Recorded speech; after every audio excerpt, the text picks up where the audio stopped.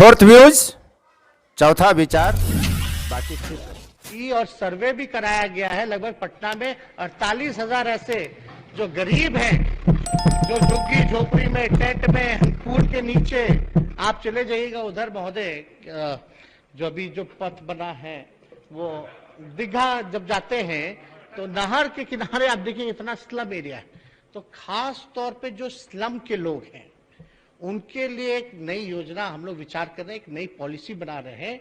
उनके स्थायी पक्का मकान उन लोगों को दिया जाए एक जगह, और उस जगह को भी हम लोग चिन्हित करने का लोकेशन हम लोग देख रहे कि कहाँ व्यवस्था होगी। लेकिन पहला जो सर्वे हुआ है उसमें तकरीबन जो है लगभग 48,000 लोग जो ऐसे हैं जो झुग्गी झोपड़ी में रहने का काम। इसमें महत्वपूर्ण बिंदु जो है इस विधेयक का सदन को अवगत कराना चाहेंगे कि ये भारतीय संविधान के भाग 9 के अंतर्गत किए गए प्रावधानों के आलोक में बिहार नगर पालिका अधिनियम 2007 अधिनियमित किया गया है, जिसकी धारा 435 में राज्य के नगर निकाय क्षेत्रों में अतिक्रमण एवं अवरोध पर नियंत्रण का प्रावधान है। वर्तमान समय में नगर निकाय क्षेत्रों में अतिक्रमण के कारण आम नागरिकों को काफी असुविधा का सामना करना पड़ता है।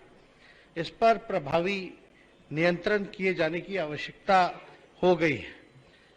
इस हेतु बिहार नगर पालिका अधिनियम 2007 की धारा 435 में संशोधन किए जाने की आवश्यकता है। इसके लिए बिहार नगर पालिका संशोधन विधेयक 2022 पुनः स्थापित किया जा रहा है। प्रस्तावित विधेयक में नगर निकाय क्षेत्रों के अंतर्गत सार्वजनिक मार्ग, पगडंडी, ड्रेनेज, सीवरेज एवं पार्क पर अतिक्रमण एवं अवरोध को हटाने का प्रावधान किया गया है। इस विधेयक में नगर निकाय के नगरपालिका पदाधिकारी द्वारा स्थायी अतिक्रमण है एवं अवरोध को हटाने हेतु 15 दिन पूर्व नोटिस निर्गत करने का प्रावधान है।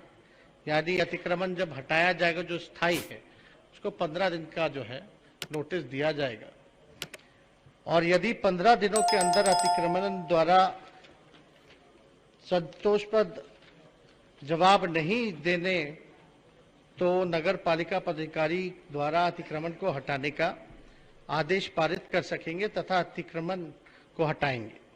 प्रस्तावित विधेयक में स्थायी अतिक्रमणकर्ता से दंड एवं जुर्माना के रूप में 20,000 रुपये तक जुर्माना दंड लगाने का प्रावधान है तथा अतिक्रमण को हटाने में जो भी व्यय होगा उसकी भरपाई भी अतिक्रमणकर्ता से किए जाने का प्रावधान है। प्रस्तावित विधेयक में अतिक्रमणकर्ता से यदि दंड एवं जुर्माना की वसूली नहीं होती है तो उनके होल्डिंग के बकाया के रूप में सम्मिलित कर वसूली करने का प्रावधान है। इस विधेयक में स्थायी अतिक्रमण के मामले में नगर पालिका पदाधिकारी द्वारा 24 घंटे की नोटिस देकर अतिक्रमण को हटाने का प्रावधान किया गया है। इस विधेयक से नगर निकाय क्षेत्रों में अतिक्रमण हटाने के लिए नगर पालिकाओं को अधिक अधिकार प्राप्त होगा तथा इससे जिला प्रशासन पर निर्भरता कम होगी। इस विधेयक के प्रावधान के फलस्वरूप नगर निकाय क्षेत्रों में अतिक्रमण हटाने के लिए नगर निकाय में आवश्यक संख्या में पदाधिकारी, कर्मी, अमीन इत्यादि की नियुक्ति की जाएगी तथा आधारभूत संरचना इत्यादि की व्यवस्था की जाएगी। अभी माननीय सदस्य हमारे बड़े भाईजान ने जिक्र किया कि जो लोग हैं गरीब तबके के हैं, ठेला वाले हैं, सब लोग जानते हैं कि जो back bencher of the society है, जो मजदूरी करता है, लेबर क्लास है, सफाई कर्मी हो या दूसरे जगह से आते हैं, लोग रहते हैं, अतिक्रमण करते हैं। और हम लोग भी जब विपक्ष में थे तो हम लोगों की चिंता होती थी कि भाई इन लोगों को कम से कम नोटिस वगैरह मिले, इन लोगों को पहले कहीं व्यवस्था इनकी कर दी जाए ताकि जो है हम लोग सब लोग जो है अतिक्रमण को हटाने में सहयोग मिलेगा। वो लोग भी अपने लोग हैं, गरीब लोग हैं। और ठीक ही कहा, पहले भी हम जो हमारे राष्ट्रीय अध्यक्ष जब लालू जी मुख्यमंत्री बने तो पहले भी उन्होंने इसकी व्यवस्था जो है कराई गई। कई जगह पटना जैसे शहरों में भी इसकी व्यवस्था कराई गई, पक्का मकान वगैरह बना करके उनको कई जगहों पर जो है वो दिया गया है। कई ऐसे इलाके हैं, खास तौर पे जो दलित समाज के लोग जो आते हैं, महादलित समाज के लोग आते हैं। अभी महोदय, ये तो अतिक्रमण हटाने की बात है। आज सदन में भी कई बार जो है रोड पर ठेला वालों को ऐसे मान्य सदस्यों ने सवाल पूछा है कि लोगों को व्यवस्था में दिक्कत होती है, दिक्कत का सामना करना पड़ता है, तो अतिक्रमण हटाने के लिए लोग क्या कर रहे हैं। ट्रैफिक की, जाम की, हर तरह की समस्या जो है उत्पन्न हो जाती है।